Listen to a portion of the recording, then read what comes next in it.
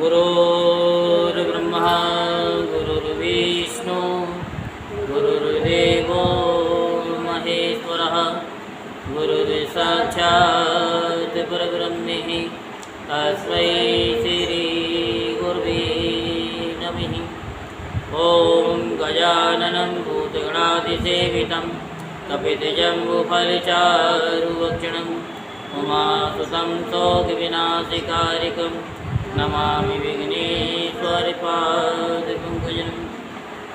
सच्चिदानन्दरूपाय विश्वोत्पत्त्यादिहेतवे तापत्रे विनाशाय श्रीकृष्णाय वयं नमः। बोल वृंदावन बिहारी लाल की जय, बोल बांके बिहारी लाल की जय। आज हम आपको श्रीमद् भागवत महापुराण में प्रचेताओं को श्री विष्णु भगवान का वरदान के बारे में सुनाते हैं। तो आप सभी मन को एकाग्र करते हुए शांतिपूर्वक कथा को श्रवण करेंगे और धर्म लाभ प्राप्त करेंगे। विदुर जी ने पूछा कि ब्रह्मन, आपने राजा प्राचीन वही के जिन पुत्रों का वर्णन किया था, उन्होंने रुद्र गीत के द्वारा श्री हरि की स्तुति करके क्या सिद्धि प्राप्त की? मोक्षाधिपति श्री नारायण के अत्यंत प्रिय भगवान शंकर का अकस्मात सानिध्य प्राप्त करके प्रचेताओं ने मुक्ति तो प्राप्त की ही होगी। इससे पहले इस लोक में अथवा परलोक में भी उन्होंने क्या पाया, वह बतलाने की कृपा करें। श्री मैत्री जी ने कहा, विदुर जी, पिता के आज्ञाकारी प्रचेताओं ने समुद्र के अंदर खड़े रहकर रुद्र गीत के जप रूपी यज्ञ और तपस्या के द्वारा समस्त शरीरों के उत्पादक भगवान श्री हरि को प्रसन्न कर लिया। तपस्या करते करते 10,000 वर्ष बीत जाने पर पुराण पुरुष श्री नारायण अपनी मनोहर कांति द्वारा उनके तपस्या जनित कलेश को शांत करते हुए सौम्य विग्रह से उनके सामने प्रकट हुए। गरुड़ जी के कंधे पर बैठे हुए श्री भगवान ऐसे जान पड़ते थे मानो सुमेरु के शिखर पर कोई श्याम घटा छाई हो। उनके श्री अंग में मनोहर पीताम्बर और कंठ में कौस्तुभमणि सुशोभित थी। अपने दिव्य प्रभाव से वे सब दिशाओं का अंधकार दूर कर रहे थे। चमकीले स्वर्ण में आभूषणों से युक्त उनके कमनीय कपोल और मनोहर मुखमंडल की अपूर्व शोभा हो रही थी। उनके मस्तक पर झिलमिलाता हुआ मुकुट शोभायमान था। प्रभु की 8 भुजाओं में 8 आयुध थे। देवता मुनि और पार्षद गण सेवा में उपस्थित थे तथा गरुड़ जी किन्नरों की भांति सामने पंखों की ध्वनि से कीर्तिगान कर रहे थे। उनकी 8 लंबी लंबी स्थूल भुजाओं के बीच में लक्ष्मी जी स्पर्धा करने वाली वनमाला विराजमान थी। आदि पुरुष श्री नारायण ने इस प्रकार पधार कर अपने शरणागत प्रचेताओं की ओर दया दृष्टि से निहारते हुए मेघ के समान गंभीर वाणी से कहा। श्री भगवान ने कहा कि राजपुत्रों, तुम्हारा कल्याण हो। तुम सब में परस्पर बड़ा प्रेम है और शनिवास तुम एक ही धर्म का पालन कर रहे हो। तुम्हारे इस आदर्श सौहार्द से मैं बड़ा प्रसन्न हूँ। मुझसे वर मांगो। जो पुरुष सायंकाल के समय प्रतिदिन तुम्हारा स्मरण करेगा, उसका अपने भाइयों में अपने ही समान प्रेम होगा तथा समस्त जीवों के प्रति मित्रता का भाव हो जाएगा। जो लोग सायंकाल और प्रातःकाल एकाग्र चित्त से रुद्र गीत द्वारा मेरी स्तुति करेंगे, उनको मैं अविष्ट वर और शुद्ध बुद्धि प्रदान करूँगा। तुम लोगों ने बड़ी प्रसन्नता से अपने पिता की आज्ञा शिरोधार्य की है। इससे तुम्हारी कमनीय कीर्ति समस्त लोकों में फैल जाएगी। तुम्हारे एक बड़ा ही विख्यात पुत्र होगा। वह गुणों में किसी भी प्रकार ब्रह्मा जी से कम नहीं होगा तथा अपनी संतान से तीनों लोकों को पूर्ण कर देगा। राजकुमारों, कंडो ऋषि के तपोनाश के लिए इंद्र की भेजी हुई प्रमलोचा अप्सरा से एक कमल नयनी कन्या उत्पन्न हुई थी। उसे छोड़कर वह स्वर्गलोक को चली गई। तब वृक्षों ने उस कन्या को लेकर पाला पोसा। जब वह भूख से व्याकुल होकर रोने लगी, तब औषधियों के राजा चंद्रमा ने दयावश उसके मुंह में अपनी अमृत वर्षणी तर्जनी उंगली दे दी। तुम्हारे पिता आजकल मेरी सेवा भक्ति में लगे हुए हैं। उन्होंने तुम्हें संतान उत्पन्न करने की आज्ञा दी है। अतः तुम शीघ्र ही उस देवोपम सुंदरी कन्या से विवाह कर लो। तुम सब एक ही धर्म में तत्पर हो और तुम्हारा स्वभाव भी एक सा ही है, इसलिए तुम्हारे ही समान धर्म और स्वभाव वाली वह सुंदरी कन्या तुम सभी की पत्नी होगी तथा तुम सभी में उसका समान अनुराग होगा। तुम लोग मेरी कृपा से 10 लाख दिव्य वर्षों तक पूर्ण बलवान रहकर अनेकों प्रकार के पार्थिव और दिव्य भोग भोगोगे। अंत में मेरी अविचल भक्ति से हृदय का समस्त वासना रूप मल दग्ध हो जाने पर तुम इस लोक तथा परलोक के नरक तुल्य भोगों से उपरत होकर मेरे परम धाम को जाओगे। जिन लोगों के कर्म भगवत दर्पण बुद्धि से होते हैं और जिनका सारा समय मेरी कथा वार्ताओं में ही बीतता है, वे गृहस्थाश्रम में रहे तो भी घर उनके बंधन का कारण नहीं होते।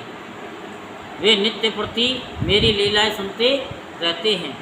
इसलिए ब्रह्मादि वक्ताओं के द्वारा मैं ज्ञान स्वरूप पर ब्रह्म उनके हृदय में नित्य नया सा भासता रहता हूँ और मुझे प्राप्त कर लेने पर जीवों को न मोह हो सकता है, न शोक और न हर्ष ही। श्री मैत्री जी कहते हैं कि भगवान के दर्शनों से प्रचेताओं का रजोगुण तमोगुण मल नष्ट हो चुका था।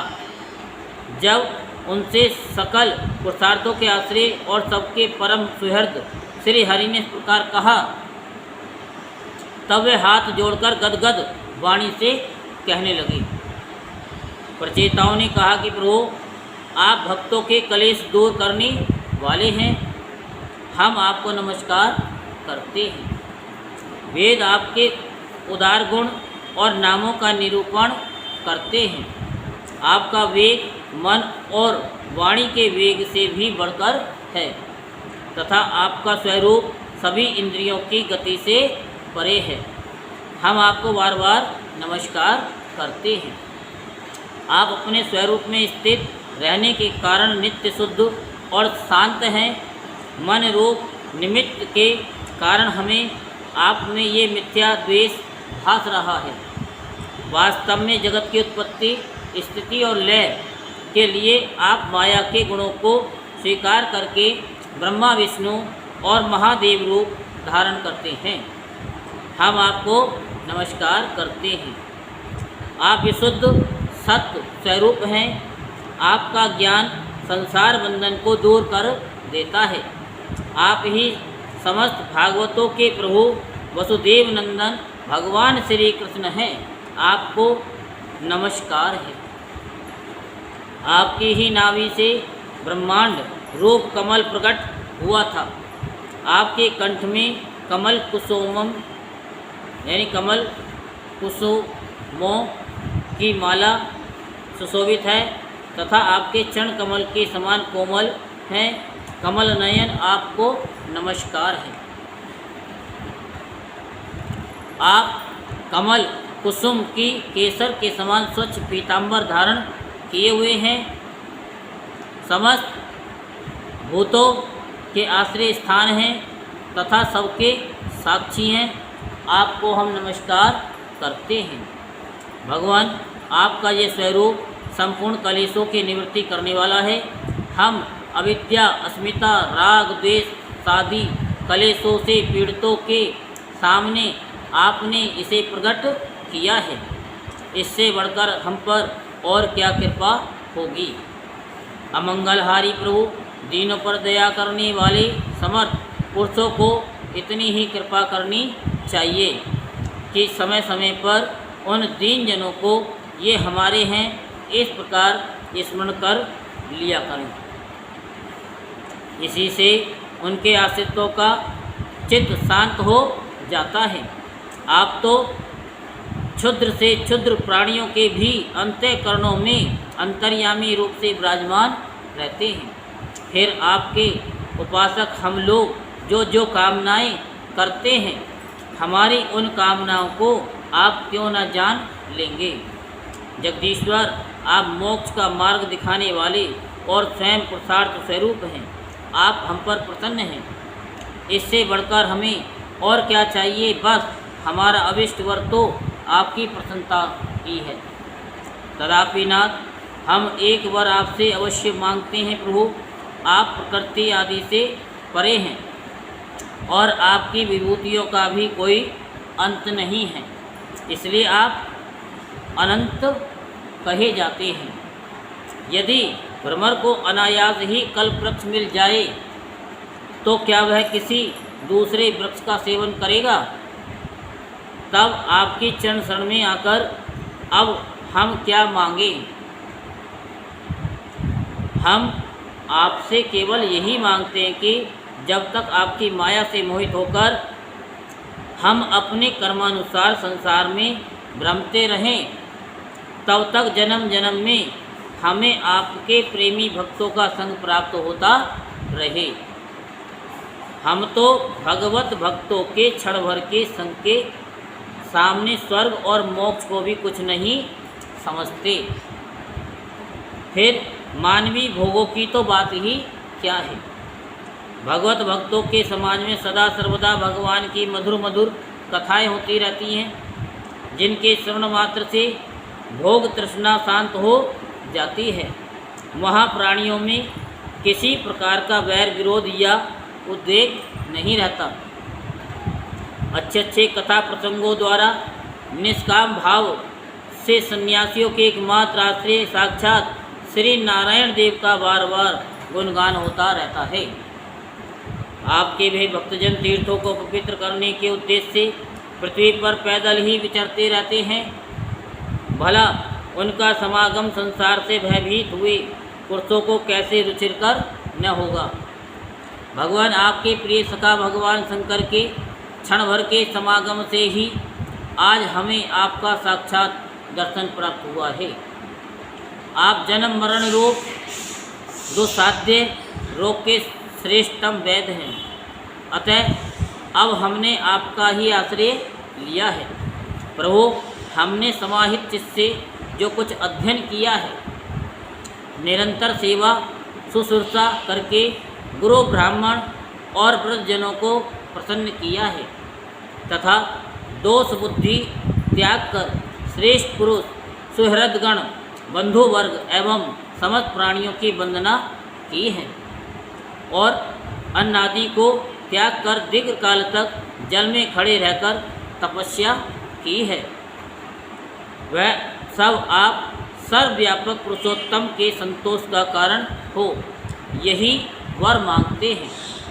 स्वामिन, आपकी महिमा का पार न पाकर भी स्वाम्भु मनु स्वयं ब्रह्मा जी, भगवान शंकर तथा तप और ज्ञान से शुद्ध चित्त हुए अन्य पुरुष निरंतर आपकी स्तुति करते रहते हैं। अतः हम भी अपनी बुद्धि के अनुसार आपका यशोगान करते हैं। आप सर्वस्व समान शुद्ध स्वरूप और परम पुरुष हैं। आप सत्यमूर्ति भगवान वासुदेव को हम नमस्कार करते हैं।